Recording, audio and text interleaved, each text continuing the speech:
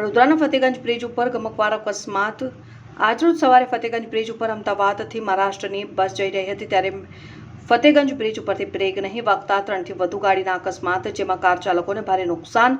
Car ચાલકોના કહેવા પ્રમાણે બસની ભૂલ છે પાછળથી ટક્કર મારી છે, જ્યારે તે જ બ્રિજ ઉપર કોર્પોરેશનની ડ્રેનેજની ગાડીએ 2 ગાડીઓને પાછળથી ટક્કર મારતા ભારે નુકસાન। બ્રિજ ઉપર ટ્રાફિક જામના દ્રશ્યો નજરે પડ્યા હતા, એટલે 5 જેટલી કારોને નુકસાન થયું છે। ડ્રાઈવરનું કહેવું એવું છે કે બ્રેક નથી લાગતી, તો મારું કહેવું એવું જ છે બ્રેક ન લાગતી હોય તો ગાડી જ શું કામ ને ચલાવવી જોઈએ। આ તો અમદાવાદથી કદાચ આવી છે બસ, તો અમદાવાદથી આવતા આવતા વચ્ચે બી ગમે તેનો જાનહાની થઈ શકતી હતી। આ તો અહીંયા સપાટ બ્રિજ છે અને એક્સિડન્ટ થયો, કદાચ ખાડમાં થયો હોત તો કેટલાને લઈને જાત। આ જોવા જેવું છે એમને કે ભાઈ ગાડી ચલાવી ન જોઈતી હતી, પહેલાં બ્રેક નથી ચાલતી તો ખોટે ખોટા બહાના કાઢે છે।